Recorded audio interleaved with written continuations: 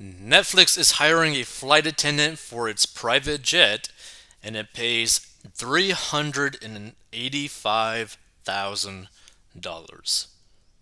Streaming giant Netflix is hiring a flight attendant for one of its private jets, and the job pays up to $385,000 a year. The role, advertised on the company's website, requires the Northern California based flight attendant to carry up to 30 pounds, which is basically nothing, travel the road for extended amounts of time, and be capable of long periods of standing. The flight attendant will also be required to work flights on a Gulfstream G550 jet as needed. The streamer, which is known for hit shows like Stranger Things, Bridgerton, and Squid Games, the ideal candidate can provide confidential air transportation and should be able to perform their jobs with discretion. While the company hasn't provided a specific compensation range for the role, it lists the overall market range for similar positions ranging from $60,000 and $385,000.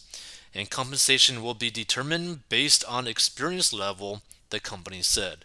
I'm not going to lie, I kind of feel like something extra is probably going to go on this plane. Like after just like reading what was going on in the Davos thing, like anytime I see like super wealthy individuals or companies do something and pay like crazy amounts of money for it for something that doesn't really seem like it should be that much, I think something extra is probably going to go on.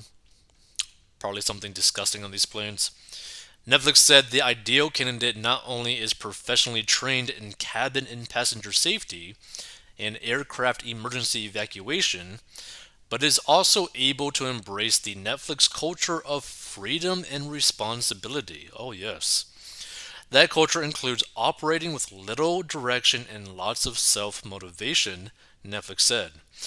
And despite the high pay, Netflix has been retooling its organization since its subscriber numbers began to slip last year. The company laid off hundreds of employees, implemented a plan to crack down on password sharing, and launched a lower priced advertising supported tier.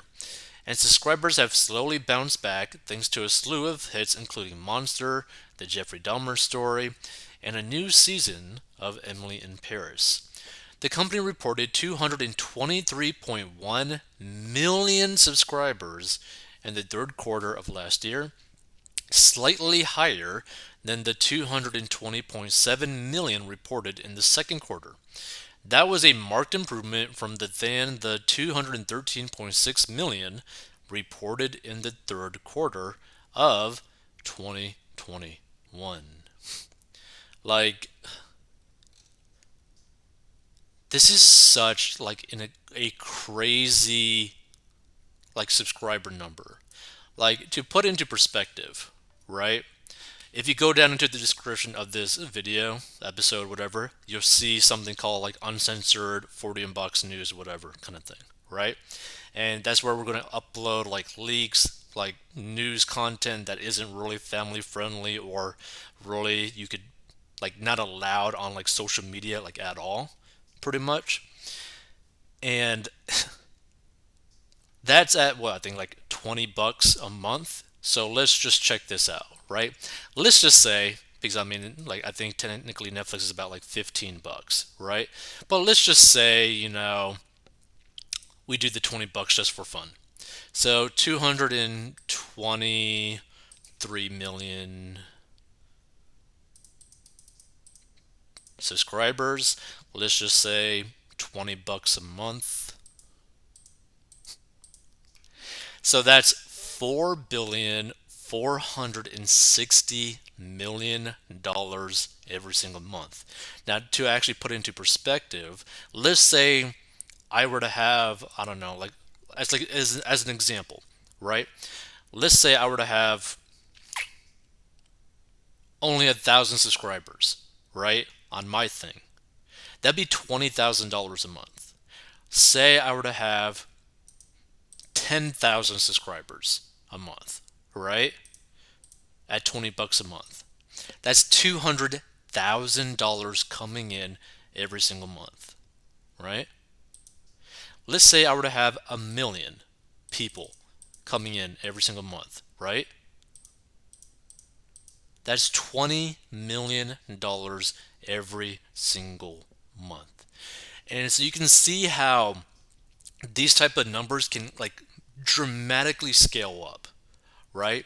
And this also explains why all these ladies and even guys who end up doing like basically the adult content subscription thing, why they're able to be making like so much money with like not that much of a following, right? Because depending on how you price your stuff, you could literally be like every single month making hundreds of thousands, if not millions of dollars every single month recurring, and you don't really got to do much of anything, technically speaking. Like, for example, I believe that a young lady called Bad Baby or whatever, the one that got famous from Dr. Phil, right? On her first year doing that sort of content, where I think the only things that she showed on there, I believe, is like maybe a topless photo, maybe some other type of photos. I don't think there was really any videos, I think, but I think it's just all photos or something. And she made over $50 million in her first year. Okay? That's crazy. That is insanely crazy. And not only that, I mean, I stumbled upon an episode of a commentator where apparently they're making like 8 figures a year purely off a subscription, pretty much. Like, that's insane to me. Like, that is crazy insane to me. But it makes sense because here's the thing. And this is also kind of like why, one, you want to decrease the amount of payments going out and increase the amount of money coming in a monthly basis because you want this like compounding effect. And like what I mean by this, if you get rid of all of your debt, which if you want to learn how I did that down below, if you were to get rid of all of your debt, all those monthly payments to various companies, you could then turn it around and put it towards your future and dramatically increase your net worth in a very quick fashion because you're not making payments to these massive corporations. But not only that, if you're able to figure out a way to bring in recurring revenue into your life where you don't have to constantly work for it, then it could really scale up, right? Because then you just got to focus on building an audience or building some sort of traffic or building like some sort of like foundation that is able to generate that money. And so one way you could create like a subscription based service, for an example, if you go down below the uncensored news thing, and you could check that out as like an example. But you can maybe focus on like maybe investing into real estate because that gives you money back every single month. Maybe you could focus on dividend stocks because that pays you often, right? And grows in appreciation. So you need to change your like viewpoint on how you're making money because then you could really be like, okay, now I'm making a lot of money recurring every single month. Like, I think one of the other good examples of people doing this who are making like really good money are people who are like in sales for like insurance companies and what's the other one? Like solar. I think solar is also a good one where you basically get like a portion of the payment every single month that you sell for these contracts. So you could end up having like a massive portfolio of people paying you every single month constantly.